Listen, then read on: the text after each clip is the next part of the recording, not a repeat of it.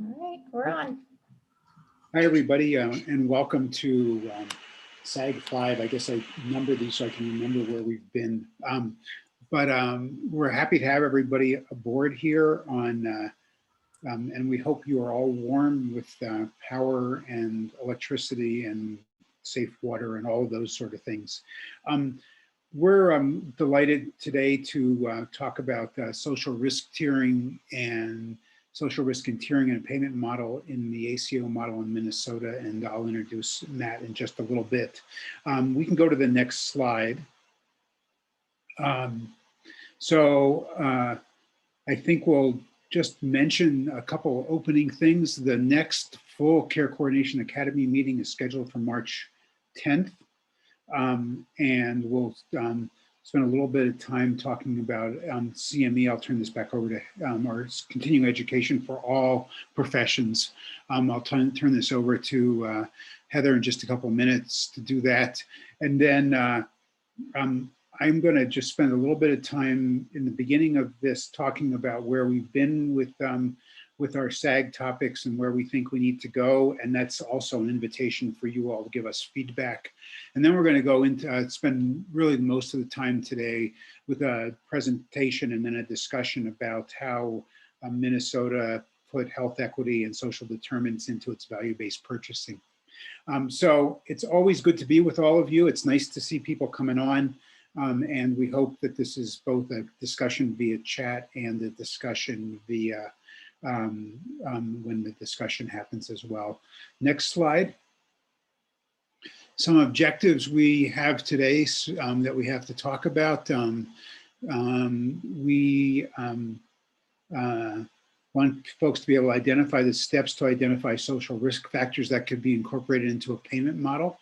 So to look at how you could do this yourselves, understand the process a state Medicaid program can use to add social risk to medical complexity, and then be able to approach payers about the need to add social risk models to their state and ways to do so. So we're really excited about that. We don't have a slide that says this, but I don't think there's any conflicts of interest for either myself or Matt that need to be disclosed. So Heather, I'm going to turn this over to you now for some of this stuff. So, thank you, Jeff. So just a couple of housekeeping things. Just a reminder, we'd love to have you rename yourself to include your state abbreviation. If you look at some of these examples, if you go to participant and you find yourself, you can select the option to rename by right-clicking. And then if you put your state abbreviation first and then underscore in your first and last name, just so we're able to identify where you all are from. And then just a reminder, the SAG offers continuing education credits to the following professions: social workers, RNs, NPs, MDs, and PAs. The process for this is I will share the attendance sheet through the chat. I will also email it out if you fill out your name and information, including a good email address on there. You'll then be asked to complete the course evaluation at the end of today's session. And then you will be sent another post-activity survey from the Boston Children's CME department with an additional couple of questions for you to answer, and then you'll be able to get your certificate. If you have any issues or any questions, let me know. And our CME department has been taking about 2 to 3 weeks to get that email out to you. As you can imagine, there's lots of Zoom conferences, so just be patient. If you feel like you haven't got it after 2 or 3 weeks, definitely reach out to me and I'll make sure to get that to you. All right, Jeff, back over to you. Okay. Well, we've been trying to keep up.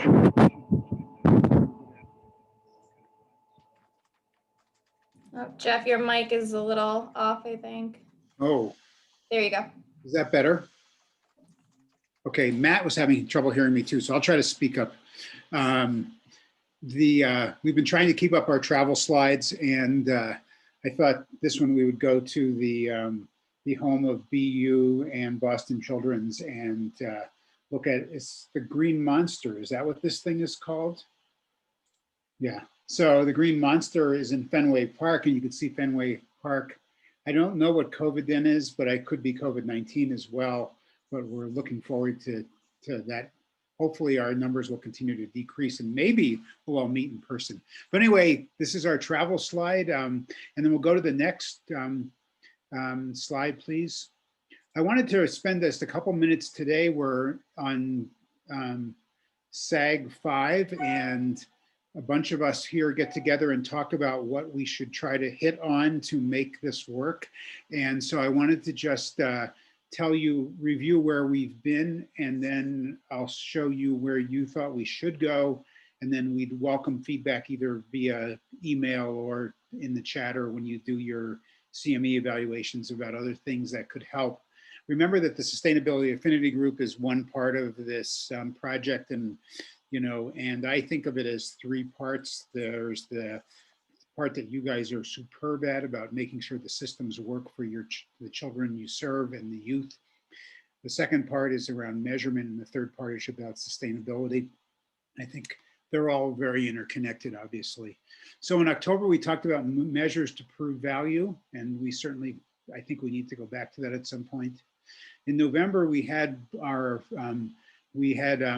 about Medicaid managed care and the accountable care model with Gil Liu, who was a Medicaid medical director and is now at Nationwide Children's. And then Steve Karras was nice enough to be our guinea pig from our state and talked about the Inc. team work with Medicaid managed care in New Jersey. In December, we talked about North Carolina's integrated care for kids and Duke's pediatric complexity care with Charlene Wong and David Ming. Next. And then last month, we had a panel that talked about tiering with Children's of Orange County, Orlando Health, and the Philadelphia Behavioral Health team, including Karen and Katie, Tamara, and Camilla. So we're really happy about having this stuff. Oh, we're not ready for that yet, but anyhow, and today we're going to talk about social complexity, which I think is the other part of tiering, and I think a lot of us feel is the other part of tiering that has to come into the picture. And we'll talk about how that has happened in Minnesota, and hopefully we'll give everybody some good ideas about how to start it in their states. Next slide. This is a slide we put up on the first SAG, and these are the topics that when you guys did your pre-work about this, you said you wanted to, the pre-launch survey about what you guys needed, and I'd love to hear whether these are still the same things, if you could just, or if there are other things. The first is evidence-based outcomes of value across the system, and I think we've done a little bit of that with measurement. The next is support for real-time information at the clinical sites. And we have not done that yet, and I think we need to. Value-based purchasing strategies, we've done some of. Care planning and complexity tiering is really a lot of what today's about. And then return on investment justification. I think we could certainly visit all of these, but I wanted to make sure that we honor the requests that you guys had, and if there are more, please let us know. And then I'm going to go to the next slide, which is really Fenway Park. And we've been using a baseball analogy along the way here for the last couple of weeks or sessions. And the baseball analogy is really how to get people and programs to get to score runs. And I think the real legitimate thing here is to say we ought to hit a lot of singles. We need to get people to get started and to do the first steps. And sometimes a lot of singles will mean you'll be a better hitter, and sometimes you'll do a double or a triple, but we really want to get people to do our first step, which is really around understanding and incorporating social complexity into their tiering systems. Next slide. I'll remind people that, that for value-based purchasing or for accountable care models, which are kind of, I think of as there's different, there are different distinctions, but I think that these are, I put this up every time because I think that in terms of defining how to get your care coordination paid for, I think that these are the steps that we always have to go back to: defining who's in the population, defining the service you're providing, stratifying patients by complexity, measuring care processes and outcomes, and then determining payments and how to determine the payments. So I keep on bringing this up there because I think this is what I hope everybody thinks about when they think about getting their models to be sustainable. Next. This is a little dense, but Matt and I had the pleasure of working together in Minnesota, and I thought I would try to put Minnesota's healthcare reform on one slide, although that would certainly is an injustice. But I think that I wanted to do this first to honor the fact that in 2003, Minnesota got a Title V medical home grant, which is where I met the good Dr. Antonelli when he came to visit, and I was able to torment him since then. In 2006, we passed our first legislation to pay for care coordination for medically complex patients. And it was about 2 paragraphs long that said we should do this. In 2008, Minnesota had a large effort around healthcare reform that was part of a governor's initiative. And what I'd say simply is Minnesota decided they wanted to try to improve the system before expanded coverage, because it was done under, I guess, a Republican administration that felt that was important, and did a number of things that included medical healthcare home, as it was named then in Minnesota, and the quality reporting and SQUIRMS, which was the affectionate name for the state quality reporting and measurement system. We, in this 2008, developed our first medical home program.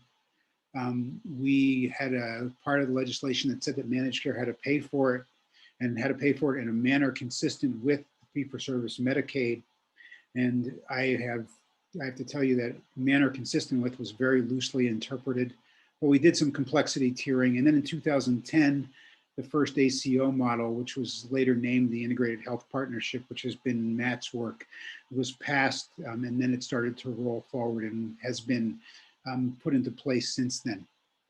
A couple things to emphasize, I think, that are important is health plans in their contracts pass shared savings through to providers and don't reinterpret how that pass-through happens.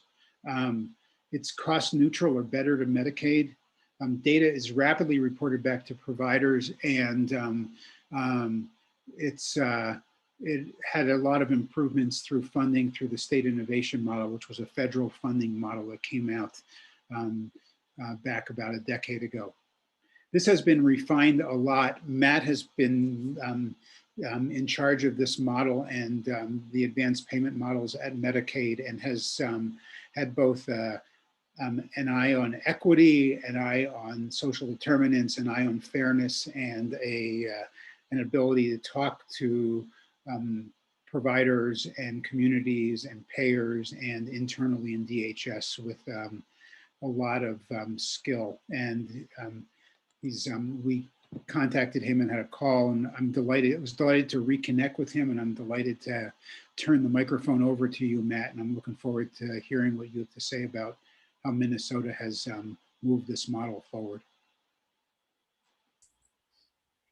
Yeah, thank you, Dr. Schiff. I'm assuming, and maybe just give me a thumbs up, I have had a little bit of technical challenges this morning, or this afternoon. It's already almost 3 most people's time, 2:15 here. So hopefully you can hear me. Yeah. Oh no. Well, now you guys are frozen. Can anyone hear me? Yes. Matt, we can hear you, Matt. Oh, okay. I'm hearing you, but you're breaking up. I wonder if you got a bandwidth issue. What? Yeah. Hold on one. Or maybe it's everybody. If everybody else shuts off video and Matt, you leave yours. Let's see if it's across the rest of the platform. So if you're not speaking, please go on that. And Matt, try that. Yeah, and I'll just see if I closing a few things. Okay.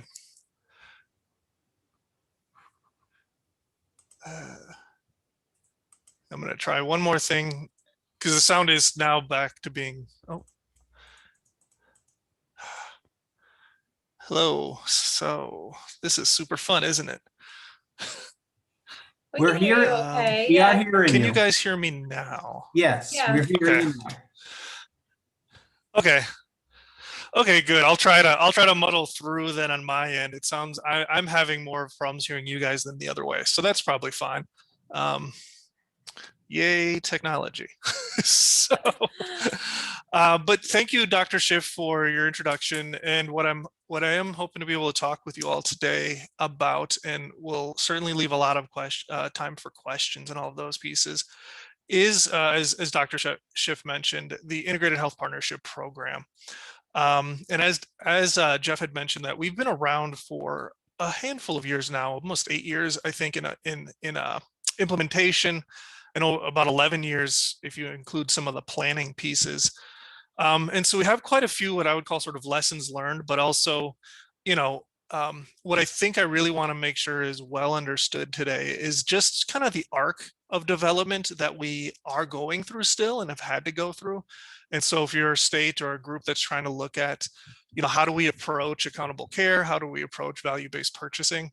I think, again, looking at it as sort of the arc as opposed to instantly it's up and running and everything's great. So with that, as Jeff mentioned, in the Integrated Health Partnership Program, it is one where we directly contract with the providers themselves. We started out with about 6 in 2013 provider groups that we were contracting directly with, and we're up to about 27 today, which is a lot.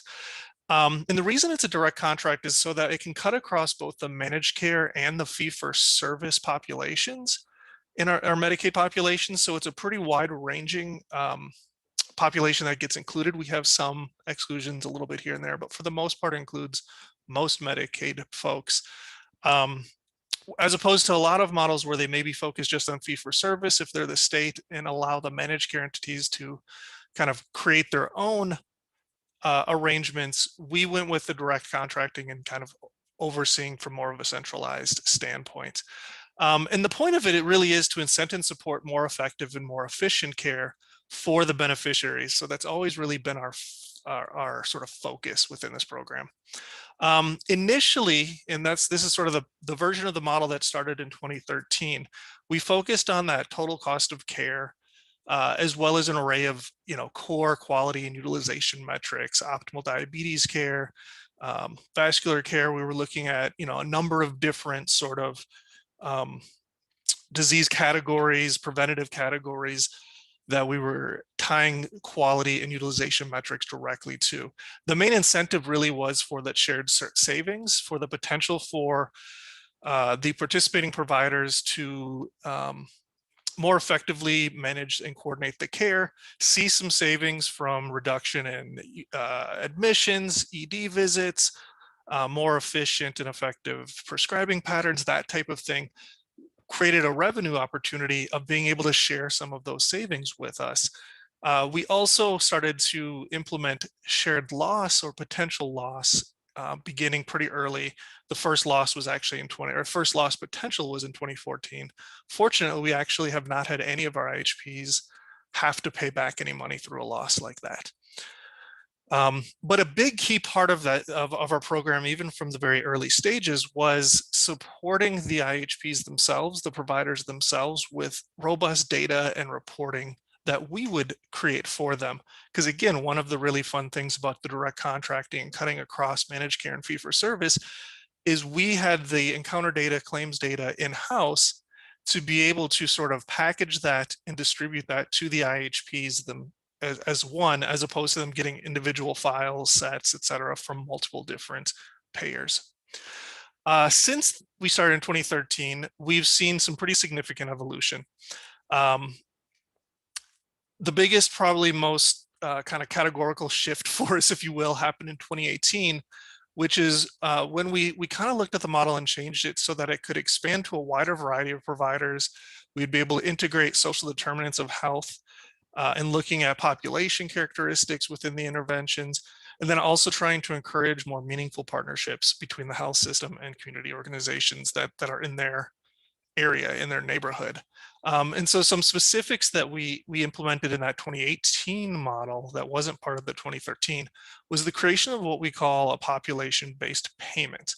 And this is a quarterly PMPM. It's what I like to describe as it's relatively modest, but again, at the population level, it can be really useful in a good set of dollars, kind of like a partial capitation. So it ends up being about 1% of the total cost of care, or somewhere between $4.50 and $5 for each IHP. A big key part of that was that it was modified by both social risk and social risk factors, and I'll talk a lot more about what that looks like and how we sort of approach that. But also by medical risk. And then it was directly tied to health equity interventions, which was something new that we implemented in 2018, where basically we asked the IHPs, look at your population that you serve, look at your community needs, your community health needs assessments, demographic information, really any resource that you have to look at, and pitch us on an intervention that sort of expands care and health outside of the clinic walls.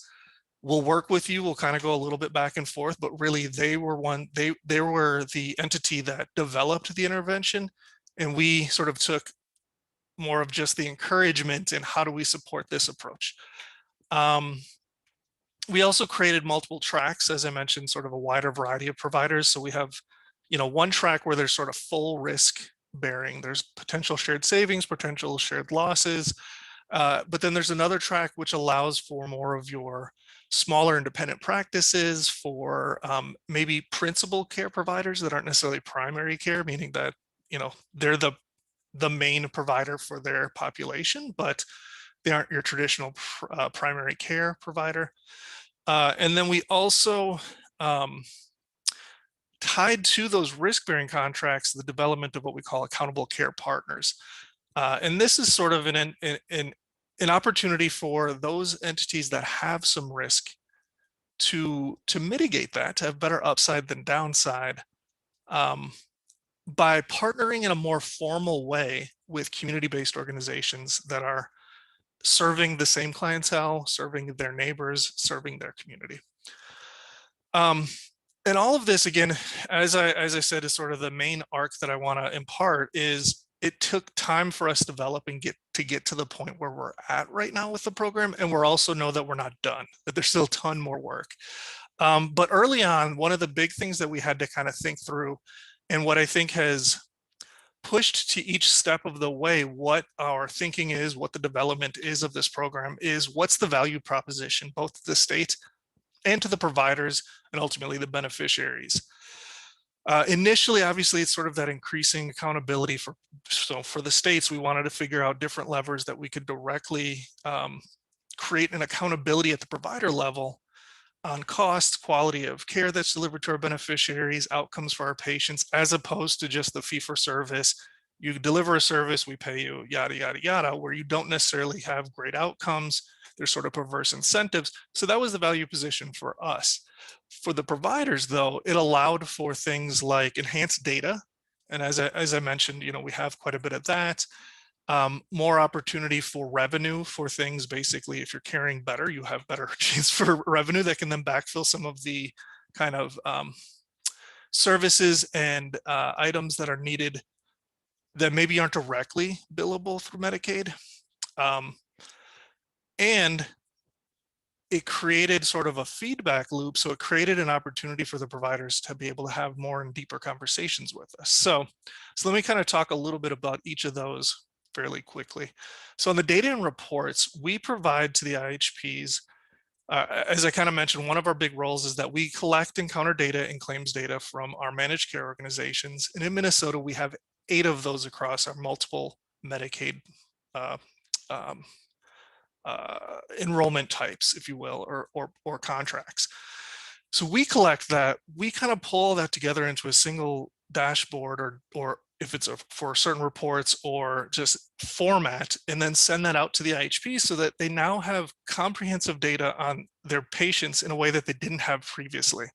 They kind of can see the care not only that they delivered, but also the care that's being delivered outside of their own system. And that was sort of a game changer. So I think a lot of the initial 6 kind of made a really strong argument and helped us grow to the 27 we have now by telling peers and other systems, hey, this has allowed us to do X, Y, and Z, to be able to get a better understanding of the needs of our population and specific information on specific patients.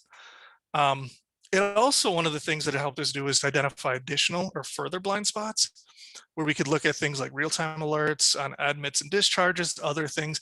But again, it took that sort of initial, let's pull this together and see how we can utilize this as a state and then with the providers to really guide the care that they're delivering. As I mentioned, the direct contracting, one of the big things, and this is one of the value propositions that I think the IHP providers come to us with, are that by contracting directly with us in one of these ACO types of arrangements, they don't have to have multiple different contracts, 8 different contracts in some cases with those MCOs. They can really just go through one and there's a centralized administration. So that became a stronger, again, a sort of a value proposition that they could bring and say, this is something we want to participate in this program more readily, and let's expand through this program. And then, as I mentioned, the deeper partnerships. The kinds of conversations that we've been able to have with those systems that are participating in the IHP program is just night and day over what we probably previously could have had conversations with. In some ways, there was a lot of trust building in the first few years, and that was huge and can't be discounted how important that was. We had to take a little bit of time with submitting reports on a consistent basis that were solid, they were sound, they were accurate. Listening to the IHPs when they had a challenge with a particular piece of the program, or with this report doesn't quite get at what we're looking for, or it would be useful if we could get to XYZ information, and us delivering on that. And then we actually grew more trusting, I think, of the providers in that they were opening up some of their practices to us, again, in a way that we weren't able to before. Go do site visits and have them kind of talk more about their delivery in a much more straightforward and kind of nuts and bolts way than I think we typically would find ourselves having those conversations with them on.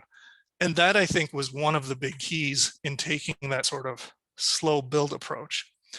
As I mentioned, and I just kind of said the slow build approach, we did not get there overnight. As Dr. Schiff mentioned, there were quite a few reforms that we were kind of standing on the shoulders of previously, like healthcare homes, and their focus on care management enhancements and some of the structural pieces that need to be in place. That's huge and been really big. SQUIRMS, which is, of course, one of my favorite acronyms of all time, but the Statewide Quality Reporting and Measurement System. This really allowed for consistent data quality metrics to be collected. Our encounter data collection by DHS from across the MCOs, as I mentioned a couple of times already. So without those pieces in place, it's harder to kind of take the next steps. And that's kind of really some of the biggest pieces of advice that I typically give to states that are interested in moving in this direction is, what are the assets that you have currently that you can build on that will allow you to sort of get some line of sight on activities if we just tweak things a little bit here or there, able to measure things in a meaningful way and have meaningful measurements, and having some of that community conversation that happens when you have these pieces in place is really big.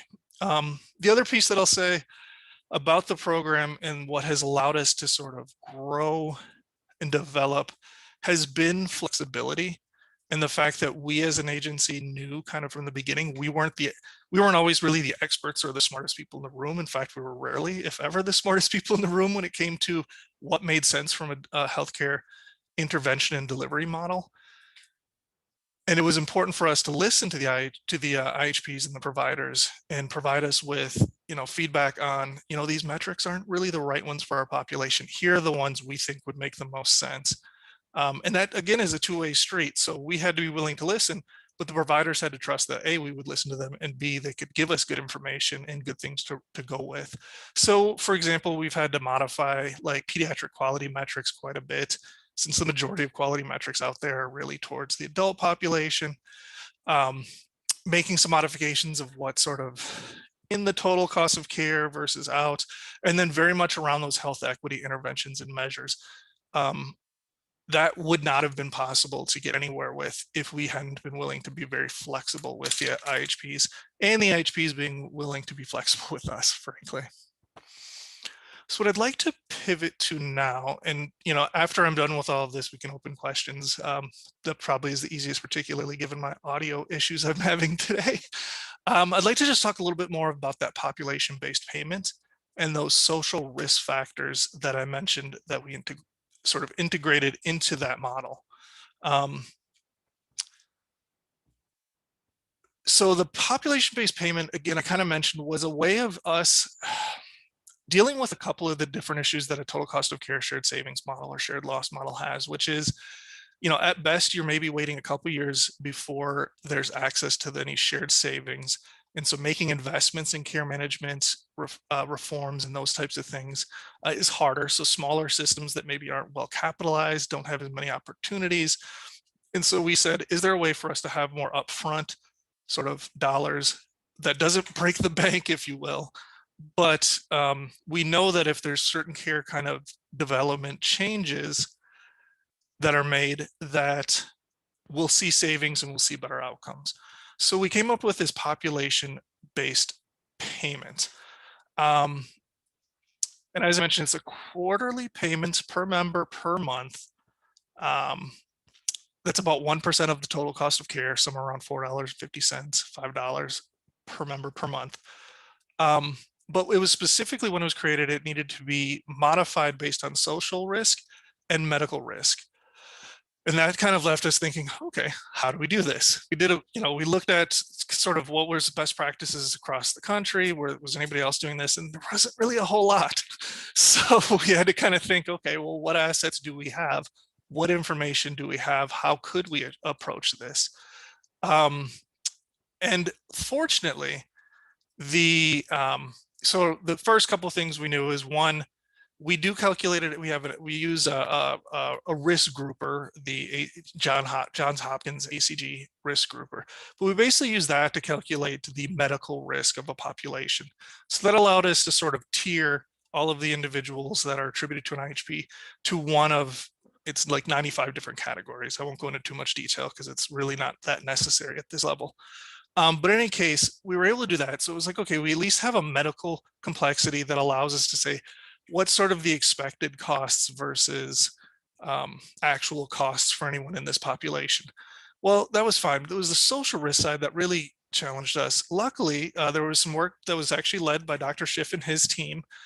So very big kudos to him in our medical director's office that was looking at correlations between different social determinants and social risk factors, disease burdens, health outcomes, and costs. And so a lot of very multifactorial analysis and all kinds of things went into it. But for our purposes, it was really useful just to see what was identified as having sort of the largest correlation with worse outcomes, more costs, et cetera, that we could then look at and see, is there some way to integrate those factors into our population-based payment? We identified that there were really a handful of very specific ones that kind of popped out through that research. And this includes serious mental illness, chemical dependency, homelessness, prior incarceration, deep poverty, and child protective services for kids. For kids, it's a parent with any one of those, as well as the child protective services. And those all sort of correlated strongly with worse outcomes, higher costs to some extent or another. So when we looked at that and thought, how do we integrate this into the model that we have, and again, using the assets that we have at hand. And so we did a number of different sort of analytic runs that looked at, for each ACG category, if somebody had was in that, one of the categories and had severe mental illness, what were their actual versus expected costs if we would just look at the medical complexity expected cost. And if you do that over a large enough population, you start to understand kind of the actual dollar to dollar trend of the difference between actual and expected. And then we looked at combinations of factors, and it ended up being a pretty big analytic process, but it was actually fairly straightforward in some ways, in that it was more kind of just stepwise. We could take each of these, and that allowed us to get an understanding of, if somebody is in this 70th percentile highest risk and they have two of these factors, they're X amount more expensive. So that puts them more equivalent to another sort of category of risk that puts them more at the 85th percentile from an expected cost. So this allowed us to develop that population-based payment in a lot more detail than I think we had thought we could before, frankly. So a couple of things though, like these are based on just correlations, and they're really more of a proxy to evaluate the level of support that an individual within one of those populations with many of those factors needs. So it's really not an exact science, but we felt that it was really very defensible and was a very good start. And I think that's another theme that I highly recommend to other states is don't worry about trying to get things perfect. Figure out what's defensible, figure out what makes sense with the information and the assets and the data that you have, start there, move forward from there. So let me make sure I'm covering some of the other pieces. Oh, the data sources for that. Again, this was a big process of trying to figure out and indexing what do we have at hand, what can we gather to supplement what we have at hand. So for the factors that we looked at, a lot of that data, such as severe mental illness, chemical dependency, those are things that we could get through our claims data. So that was great. Homelessness and deep poverty, those are pieces that we can get through our enrollment files, as well as looking at addresses on file. And so there was some, again, some support on the data from that perspective. And it was basically really easy to connect those data pieces because they already were connected. Things like prior incarceration, we had to work with the Department of Corrections, and there is some, fancy phrase, probabilistic matching, but basically you're trying to guess pretty well who is this, that John Smith or not, based on a number of different factors. And then Child Protective Services is information that we can get from another area of the Department of Human Services. So again, it was one of those things where we were just kind of looking out, what can we get at the individual level? What can support the activities that we want to do? We do, so I want to highlight, trying to look at my notes and make sure I'm covering the pieces I wanted to. One of the pieces around that social risk information that we collected for the population-based payment, and then I'll talk through the accountability a little bit because I got a question through the chats here. We do share population level social risk factors and demographic data with our IHPs. One of the things that we found is that that's incredibly helpful to augment their own understanding of their population. Sometimes it can highlight, we've heard things like, we knew that homelessness was an issue with our population. We didn't realize it was quite this big. Or, wow, that SMI is a lot higher than I would have expected it to be. Seeing it this way, that's really useful for us to think through, what do we need to do for that?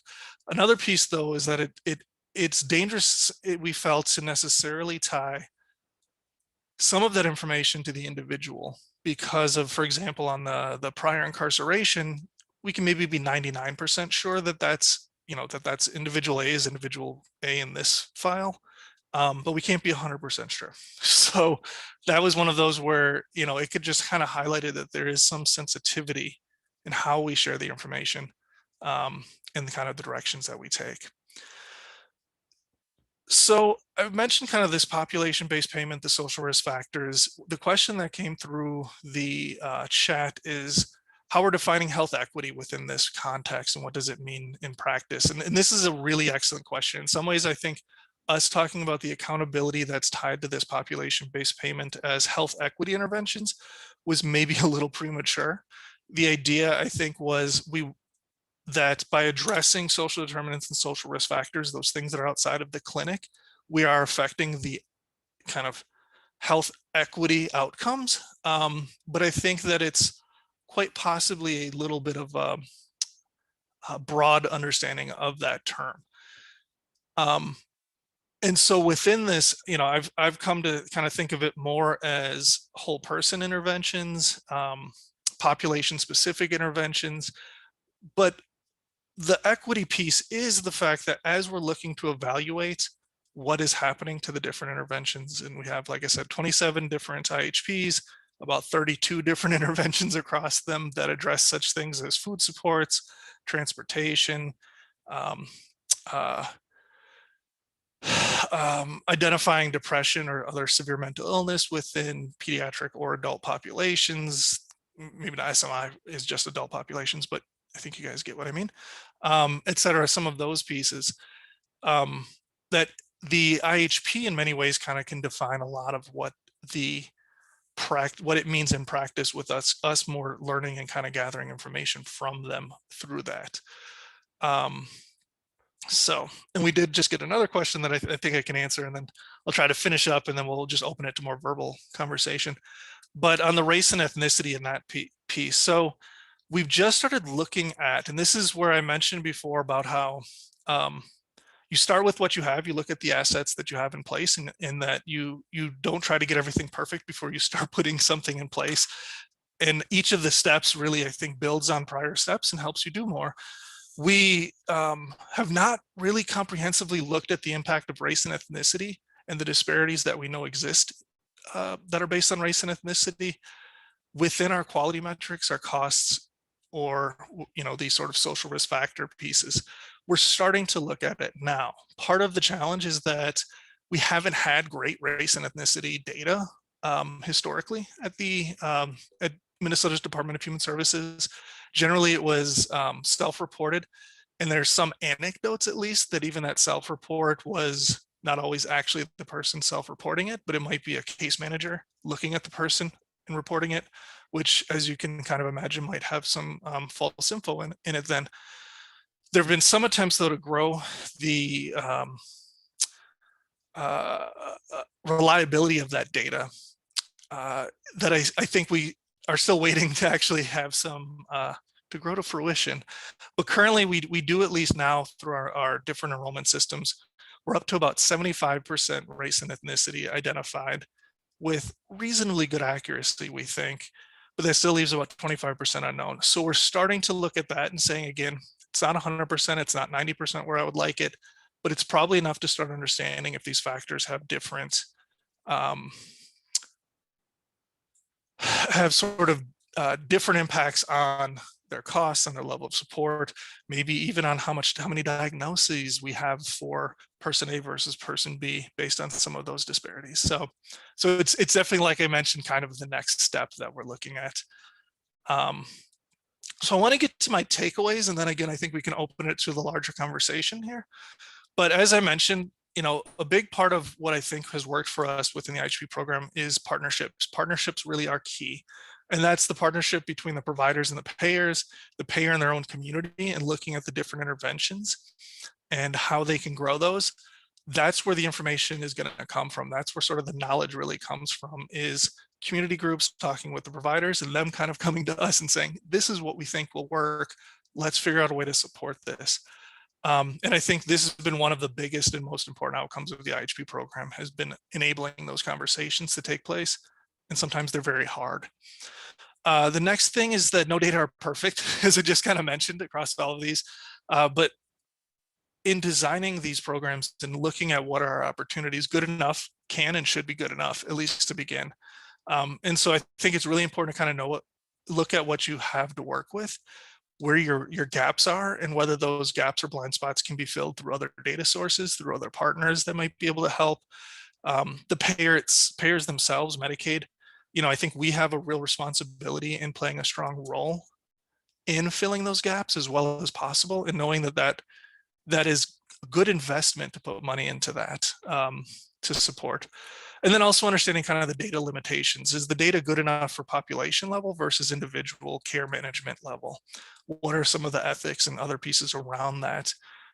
One of the big pieces we've really landed on is, we're not sure that this information is great for individual purposes, but maybe it really points out that this is something you want to integrate into your intake process of gaining some information and doing some intake assessments that focus on homelessness or housing or food, or depending on what the issue is. The other piece I would say is that measurement does need to have a purpose, and most likely anything you measure can have multiple purposes. That's something that we found, again, in looking at utilization, looking at the clinical quality measures that we have, that we want to look at those for the purpose of understanding that care is kind of focus on cost. We're not losing quality care. We also want to focus on what can be improved. So then that might be a different type of measure, but it can also be a different just sort of view of the same measure. So again, using multiple measures to try to look at the overall health of the population versus a couple of measures for specific population management or individual care management. And then the last piece, which I think is really the main one that I hope you guys get out of this, is that the best ideas really do come from the front lines. They come from the providers. I think the majority of folks probably on this call are provider positioned. And that's really where those great ideas come from. Please don't assume that the payer knows what will work and what makes the most sense within the communities. The providers are sort of embedded, and we are looking for really good ideas. Pitch us on them. Know that if they serve kind of our collective goal, there's usually some traction that can be made there. So, Dr. Schiff, do you want? We did get one or two more questions through the chat, which I can address, or you tell me how you want to handle the next part of the conversation. Okay, I'm going to encourage people to either chat or raise their hand. I think it's under the reactions page if you want to talk, or you can just chime in. But first, Matt, thank you for talking about what you've done for the last 5 years or so in 20 minutes. But I really, I think that what we asked Matt to emphasize, and I think he did really well, is to talk about how to get some of these things started and to get to get to first base on a bunch of these. I want to, I think what we'll do is we'll do the questions in the chat, and then I have a couple sort of things I'd love to discuss with you, and I'll ask anybody else who wants to chime in to see what their questions are. So Matt, the first one is about country of origin data and immigrants. And I know we've had some of that data, but can you talk about where it comes from and, you know, how you use it or? Yeah, at this, so the country of origin or immigration status does come from our enrollment data, I believe. I'm almost certain of that is actually where we get that. And so it's relatively accurate, we believe. I don't know how large our immigration population is across the IHPs. I can say that it's pretty consistent with the Minnesota immigrant population and the enrollees within Medicaid. It's proportional. We have a very large population of Somali immigrants, Hmong immigrants, a number of other sort of immigrant groups and refugees, and enrollment or at least attribution through our program is pretty consistent with that. What we've done with that information, we did look to see if there was some impact on health outcomes, to see if there was some health, impact on costs, disease prevalence, that type of thing. Generally, immigrant populations look healthier on paper in most of the analysis we did. I don't know that anyone is convinced that that's entirely true, that maybe it's a matter of how we looked at it. Are there some factors that are kind of not coming out because of, perhaps people within a certain immigrant group not feeling comfortable enrolling or not feeling, comfortable with getting care of certain sites? So we actually maybe are lacking some of that information. So when we've looked at this initially, particularly for things like the social risk factor, they didn't really pop out as a factor that we could utilize because, again, they generally looked healthier. Kind of a similar sort of strange result were actually people who are homeless without any other risk factor that we could identify also looked like they were less expensive and healthier. And we're also pretty sure that that's probably not true. What that probably highlights is a lack of getting access to care. Those who have some, if they have chemical dependency or SMI are probably more likely to be engaging with the system than those who don't have that diagnosed. So we're doing more to look at to see if there's some disparities that we can kind of highlight that are beyond kind of this sort of initial look. And that includes things like immigrant status, geographic location, zip code, or census tract, some of those pieces to be able to identify if there's some useful information either for us or just to provide to the IHPs to use in a way that makes sense. Matt, I want to emphasize something that's obvious, and you've said it a lot of times, but that this was it's an iterative process, and informing the partnerships that you did with the providers. No one expects perfection out of the box. So, and it gets better. I want to emphasize. I want to get to Rahel's question in just a minute because I think it really points to the perspective that most of the people on this call are coming from, which is the provider perspective about this rather than the Medicaid perspective. So let me just say one other thing first, though, because you talked about, and I remember when we got to the 6 issues, the 6 social determinants that we could see made a difference. I think we were pretty excited because we could remember 6. And also, I think I was pretty excited because, not that you want anybody to have these social risk factors, but I think what it really meant to us was that they correlated some, at least for those of us who have done this work or have been involved in reading the work on adverse childhood experiences, and knew that adverse childhood experiences were things that were both economic and, as Justine, who's on my staff, talked about, were about family functioning as well. So you took the economic parts, which were homelessness and deep poverty. You took the family functioning ones, which were serious mental illness, substance use disorder, incarceration, child protective involvement, and you linked the kids to the parents' outcomes. And all of a sudden you had something that was very understandable to the provider level, that everybody knew, but it also made a lot of sense. And so I just want to put a little plug in for something, because I think that Nick talked about this from Philadelphia, and we talk about race and ethnicity. I think about social risk factors as ones that are modifiable, which are the economic and the family functioning ones. You want people to have we want less families to have to be involved in child protection and incarceration, and ones that are not modifiable and that we really actually want to celebrate, which are things like racial and ethnic diversity, GLBTQ status, those sort of things. So I just think that that's important. But I think that I'm bringing this up just because, as people are sort of absorbing what Minnesota did, I don't think it's impossible to think about doing some of the screening around some of these social risk factors and going to your plans or your Medicaid agency and saying, we're starting to screen for these because we know these cost more, and we know that it takes us more time to work with our families around these issues. Can you help us with this, even if we don't have a perfect numerical number around this? So I just wanted to really drive that point home. I want to get back, let's get back to Rahel, and you can certainly unmute if you want to talk about this too. But I think that your question is really a great one about provider workflow and processes, and how that data,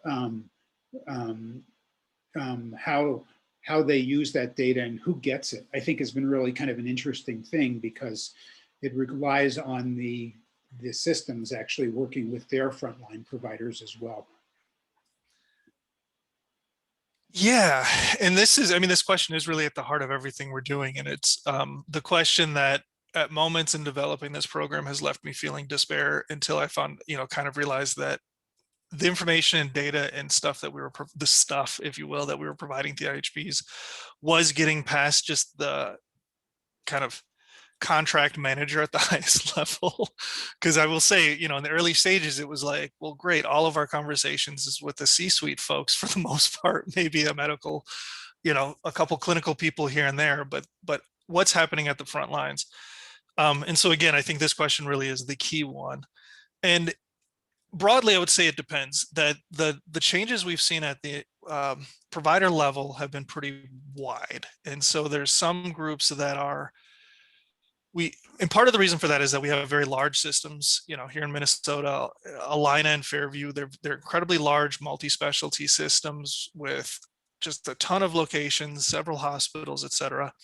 And their approach is going to be different than a small rural health clinic out in Ottertail, central Minnesota.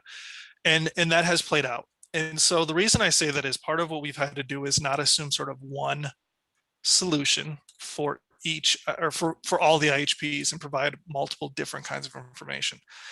So a number of the social determinant or social risk factor types of information have helped some of the larger systems determine what they might want to look at from screening or intake purposes. And okay, do we focus or change our intake so that we're starting to develop some questions around housing insecurity? that kind of thing. For some of the smaller groups, it helps them say, hey, we're not necessarily doing a great job. It looks like we have a lot more folks with a severe mental illness. And then we also, the data, you know, from our other data, maybe a large portion of them that have a depression diagnosis, but honestly, we're not sure if we're reaching them. So then they go down to their clinical level and identify how are we in, when somebody comes in for a service that's maybe considered more of a physical, or they're in the ED for something, do we use that as an opportunity to then maybe screen them for some of these other conditions? Sort of the main big way that I think we have seen across the IHPs some workflow changes and internal processes is around the care coordination and identification of people with either chronic conditions or sort of maybe not the top tier, but the second and third to the top tier. These are individuals that we maybe need to see, do we have any kind of care coordination activity around them? And that happens then, that information tends to go down into the different care coordination, the nurses, RNs who are doing that kind of a care coordination activity. And again, each system develops that team a little different. And so we never want to be in a position of saying, this is who should get this information. We allow them to do it. But that's typically what we've seen is they'll then literally just have lists of people of, here's who has had this level identified, has this need for care coordination. Can we reach out, see if we can get them in, have a good conversation? One of our HPs that's made up of a number of independent provider practices, for example, looks at our monthly reports. We have what we call a care management file, identifies basically those individuals that are kind of at the highest level of potential complication risk from some of our tools. And he then distributes a list of 10 to 20 people that this week, these are the ones I want you guys to focus on and reach out to and see if, you know, they haven't had care for X amount of time according to our records, et cetera, et cetera. And so it does create kind of on the ground, really specific changes. Some of that tiering I think can be helpful too, one at the executive or a couple levels down, but still kind of in that management to identify what does our population look like? Are we sort of looking at higher risk folks, and maybe that makes changes to some of where we invest. So we've seen some of that as well. I think one really great example, and I wish I didn't have it because it's tied to the pandemic that none of us, or all of us wish didn't happen. But early on, so March, early April, we were looking at our program and, you know, with the pandemic that just came upon us and looking at our data and saying, you know, there's so much information here that could help our providers basically identify who is at highest risk for complications if they get COVID-19. And if you remember back then, we were starting to get more and more information on the different factors, health factors, life factors, those kinds of things. And we were realizing like we had this information for the most part, but maybe in multiple different places. And it was actually stuff we gave to the IHPs.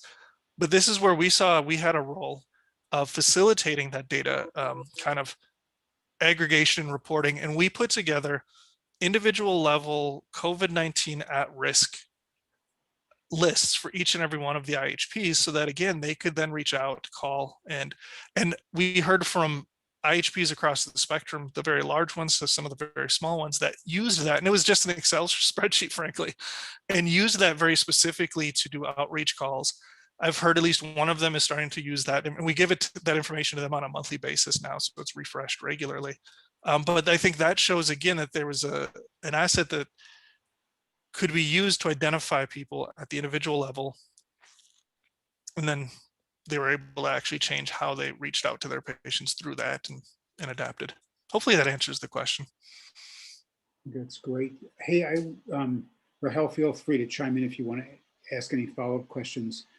Matt, I wanted to ask one follow-up question about that. Can you give some examples of how the IHPs, because this is always a problem in big systems, how the IHPs provide resources to frontline providers, either through centralized or localized care coordination, or, you know, I used to say when we did the medical home that we weren't going to get the docs rich, but we're going to get them home for dinner more often. You know, yeah. So I guess I'm curious as to if you can give some examples of how the IHPs have used their funds, not just in the C-suite, but further down to help frontline providers manage and improve the quality of care for the people they serve? Probably one of the biggest is just, we have heard, particularly in the larger systems, but even in some of the smaller ones, that in utilizing some of these extra dollars, they've been able to enhance the teams that are at hand for the physicians and the nurses that are maybe working with the patients and the clients on clinical issues. They've been able to hire people, community health workers, or maybe a nurse at a lower certification, that can then take some of that care coordination and that, sit down, let's work through, let's try to navigate your health a little bit and see what your needs are. And that, I think, has been one of the biggest, most significant, consistent things that I think really helps to keep the frontline provider focused on what they're best at, that healthcare, and not having to necessarily search for answers that maybe they're not in the best position. And then tied to this is one of the things that we feared was by encouraging greater screening, better intake, which is another area that we've seen some investment on, is kind of creating uniform intake across multiple organizations, if it's more of one of these collaboratives and that kind of thing, that I think helps out the providers. Is, hey, everybody's really interested in knowing more about these social determinants. What do we do when we find out that somebody is facing homelessness? What do we do if somebody's facing this?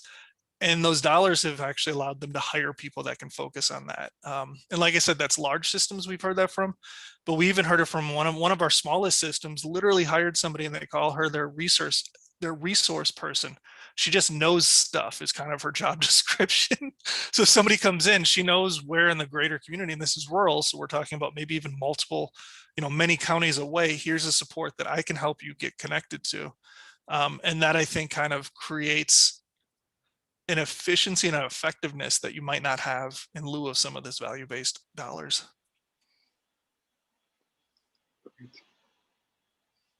Do you want to, I want to move over to the measurement side of things. Rich asked this question, and I think it's one of the things that we spend a lot of time thinking about, is what are the measures that, so an IHP gets paid based on how it does in its risk population. It can get a reward of funds aside from the population-based payment, although that's part of the calculation as well. But you can lose points if your quality measures aren't very good. And I think that's been, I guess what I'd say is, Matt, I think there's a set of IHP measures that are in place, that get put in place for everybody, that are kind of core set-ish, that can be done as an outcome set. But I think there's also a set of process measures that you kind of, I guess, so there are softer measures that you're willing to consider as for special circumstances. And I just wonder if you could talk about what the measures are, probably maybe a little bit about how they're used in the calculation, but more about how you sort of put that all into an equation for the value-based payments that get calculated. Yeah, it's a good question. It's a good one, because I don't think there's just an answer, and I'm sorry that you brought me on, and I'm here to tell you there's not just one answer. So, which is going to be the answer to this question. With ambiguity is what we're supposed to be good at, right? Yeah, it's something you got to get used to. But so we do, on the total cost of care side, we have what we call the core IHP metrics. I think that some providers would probably scoff at at my suggestion that is a parsimonious set of quality measures. And part of the reason I say that is that, we do try to match CMS's approach in the kind of different categories. So we're looking at some chronic condition categories, preventive care, and screenings, a couple of other outcome measure kind of things. But what we're trying to do really with that set, and this is getting back to my point that I had in my presentation about know why you're measuring things, and know that there's multiple reasons. Depending on your purpose, your approach to measurement is going to change. And that's a tautology, right? Like, obviously, But here's the example. So for our total cost of care, one of the things we're trying to make sure that we guard against is lower healthcare outcomes due to sort of cost-saving mechanisms that are maybe misguided or wrong-headed. And so our purpose is really in that case to say what we want to see is a maintenance, maybe an improvement, but at least a maintenance of your metrics across a broader array. What we then do and have done is through the population-based payments, and we're looking at different ways to maybe integrate some of these learnings into the total cost of care. But again, everything's a moving target and everything evolves. In that case, we're looking more at specific measures and metrics that tie to the intervention or the population that we're interested in. So in this case, again, the purpose really dictates what we want to look at. And that also creates a good opportunity for us to maybe get some more robust information. So here's what I mean. For each of our population-based payments, what we call health equity interventions, which again, I think is a broader term, use of that term than I maybe want to defend yet on this call, but we look at utilization metrics that might be tied to that. What sort of would you expect to happen from a utilization standpoint if you're successful with these interventions? Clinical, and then what we call, again, we kind of call it our health equity measures, but it's more, how well is the intervention running? Do you have outcomes? Probably not, but maybe if you do, we'll include those. But from a process standpoint, how well is this going? So on the utilization standpoint, for the most part, what we do end up looking at, and this is negotiated with each individual IHP, but there's only so many, frankly, is things like ED visits, hospital admits, readmissions, length of stay is something that we try to get at too. And those allow us to kind of say, are you seeing some clinical outcomes that maybe impact our cost side? And then I should say, we also look at the clinical. So let's say it's a food security or food insecurity program, something that's focused on trying to eliminate the lack of healthy and nutritious food for people. And we know that they really focused first on people with diabetes, and then they've expanded it to people with other kind of chronic heart conditions and whatnot. So in that case, we might look at some of the clinical measures around diabetes care and outcomes. We'd look at maybe some on if it's, like I said, if they added also some people with heart conditions, we'd look at some clinical measures around there, utilization metrics at their overall population. But if we can get at that narrower group as well to see if there's some change to their population outcomes through that. But then in that sort of health equity metric set, we look at what I kind of call your heads and beds. How many people have been touched by this program? If there's referrals, how many of those referrals were fulfilled? What's the loopback mechanism with those referrals? Did anybody from your office call them to see if they made the appointment and they showed up to the appointment and they got the food? How is that going? Some of those pieces, as well as narrative that allows us some qualitative side of things as well. So again, kind of the reason you can't just sort of grab any number of measures and hope that they kind of work for the purposes you're trying to get to. You kind of have to think, what do we want to measure because this is the intervention or the change that we want to see? Does that make sense? Yep, absolutely. I think this gets into something that we talk a lot about structure, process, and outcome measures. And you're really saying that structure is, have you done something that's significant, and the process are how many people you've touched, and then moving it further along upstream is important. But I think that just to circle back to some of the detail, which I don't think is I don't want to overemphasize this, but some of the IHP measures go against, I guess I would say in air quotes, the total cost of care reward that a group get. But I think it's fair to say that most groups that are doing good work bring up their quality and down their cost at the same time, which is always the goal. And then the population-based payment measures are really more of these process things. Matt, I wanted to say one other thing, which I just think is so ultimately cool, is because I think it drives home something that we've talked about on these calls and the Care Coordination Academy has, is that there's an interesting mechanism and you mentioned this earlier, but organizations that have accountable care partners get a little extra in one interesting way. Will you just, and it doesn't, I just want to say to everybody on the call, it doesn't have to be in that way, but it's just a sort of a really cool way in which you have acknowledged and supported partnerships of medical facilities with outside community organizations. Yeah, so this is, well, because we're the state, we like to acronym everything. So this is our Accountable Care Partners, or ACPs, because why not have an acronym for something that's pretty straightforward?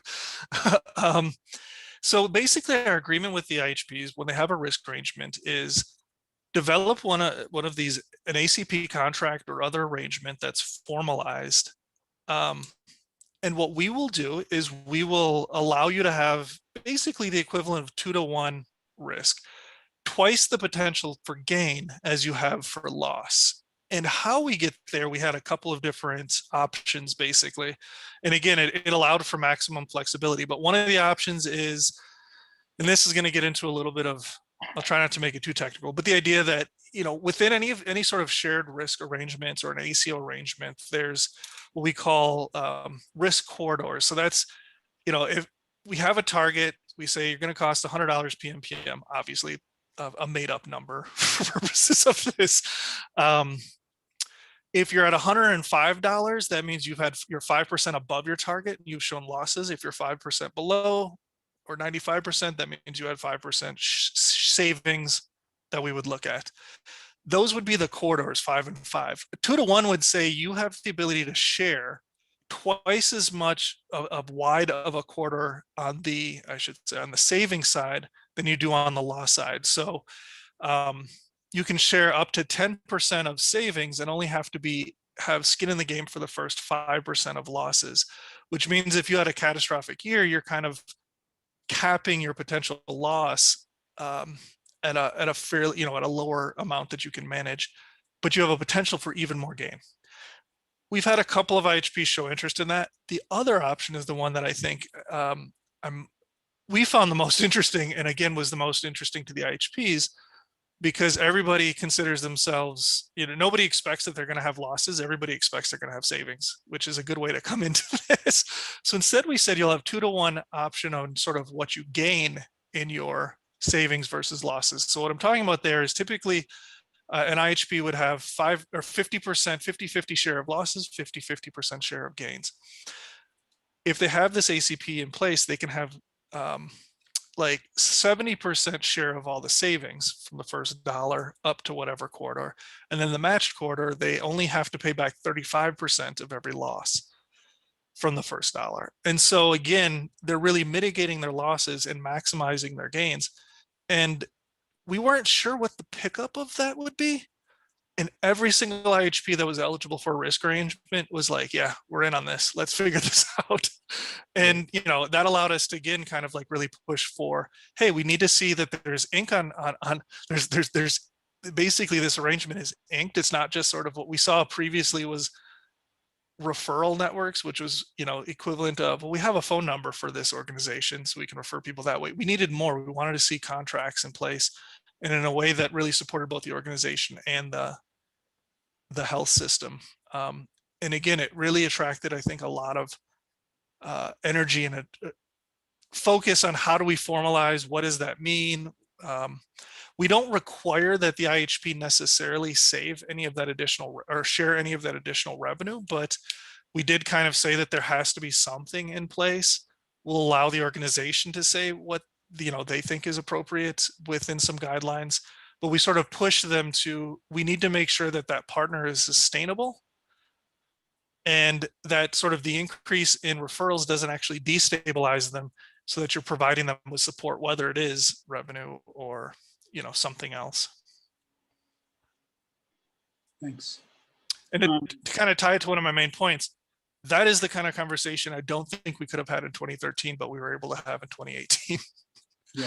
So. Right.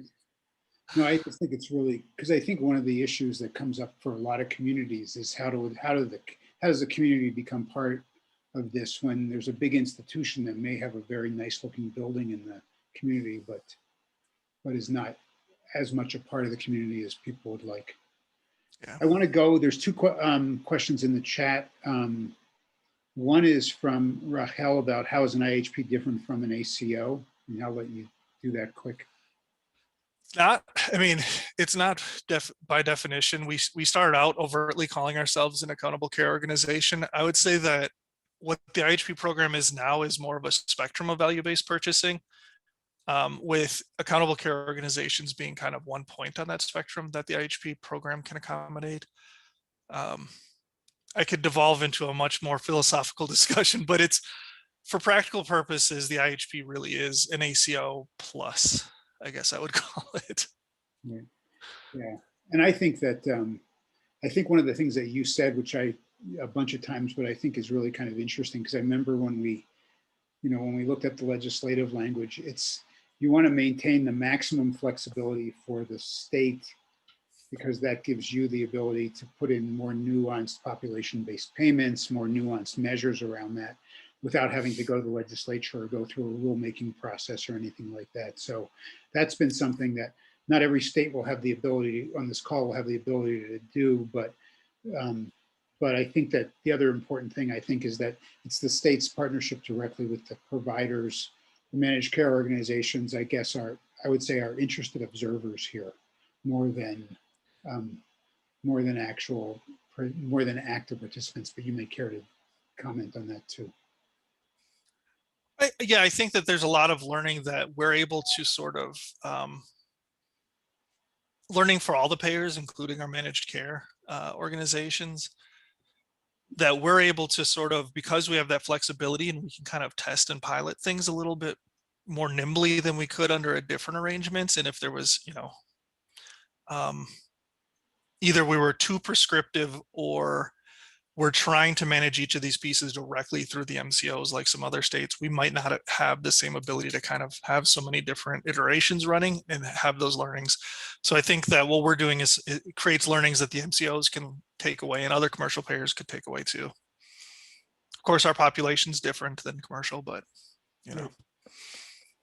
Rhonda from Gillette asked the question that's right related to that, and that's about this discussion at DHS about sharing the IHP methodology with commercial payers, asking as having the robust data available via IHP available for our commercial population would be awesome.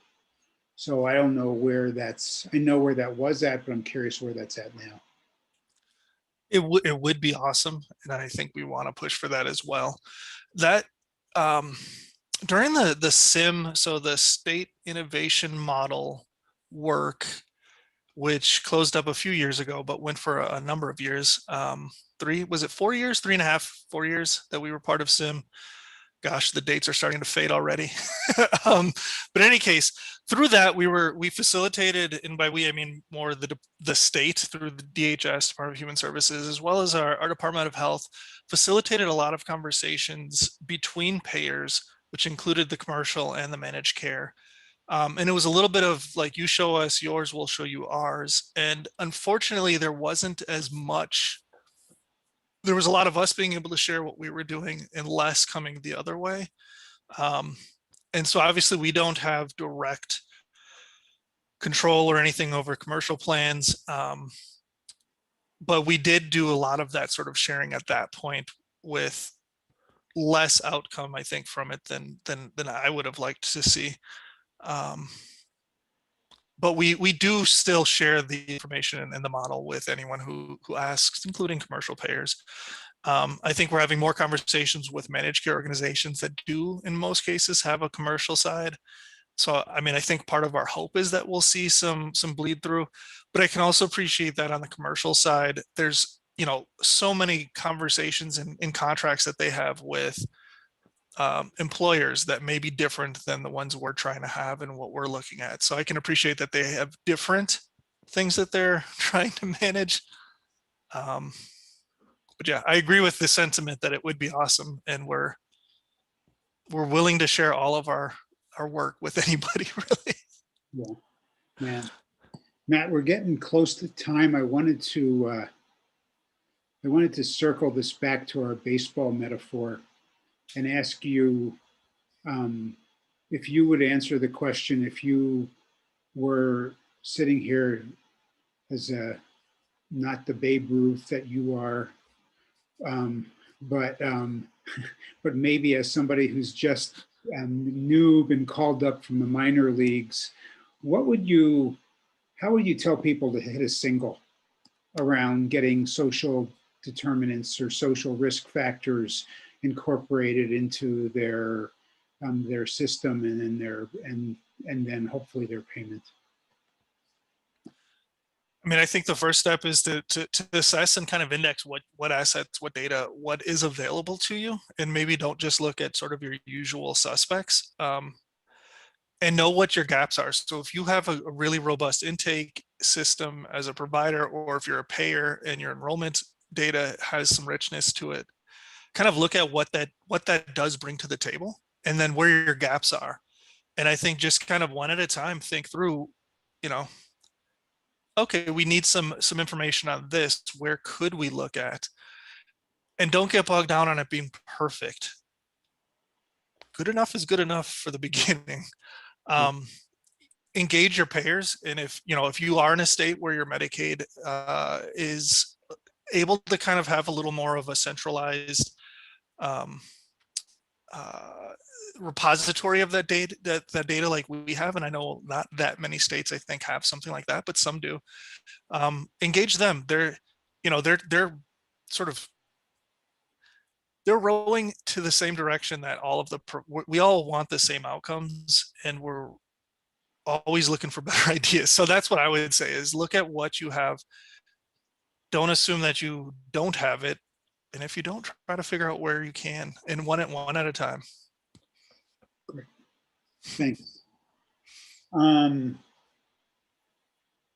going to ask one more call out if anybody else has any other questions. Otherwise, I'm going to turn it over to Rich and to Heather to close out, and just to remind everybody about the CME and the upcoming Care Coordination Academy. Rich, you unmuted. Yeah, we're happy to do that. So Matt, that was just masterful, and thank you for that.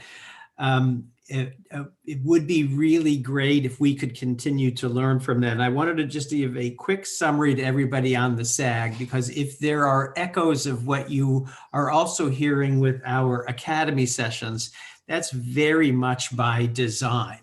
So the goal of today's discussion is not to turn the other 49 states and the associated territories into Minnesota. It's way too cold up there.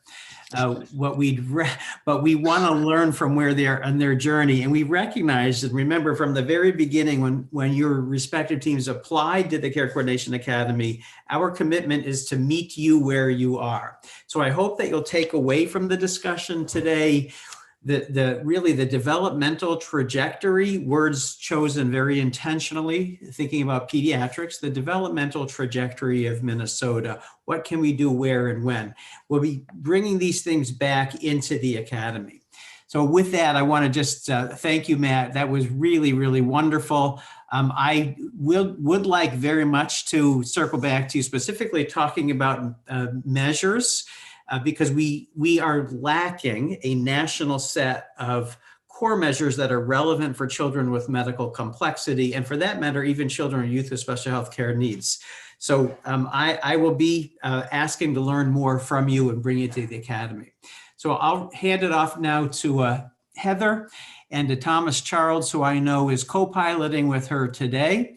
And if you could wrap us up, but once again, Matt, that was spectacular. Thank you. Yes, thank you, Matt, so much. Despite technical issues in the beginning, I think it all worked out really nice. I just learned a lot from you. Thank you so much. I hope we're able to stay in contact with you. I'm going to share the evaluation link in the chat now. And then as a reminder, our next event will be our broader large academy session that will get together on Wednesday, March 10th. We then have a SAG on Monday, March 22nd. If anyone has any questions or needs, feel free to reach out to me. I'm going to share this link now, and then in just a few by later tonight, I will send out the attendance sheet and then this evaluation link through email again tonight. Right. Thank you, everyone. Thank you, Matt. Have a good rest of your day.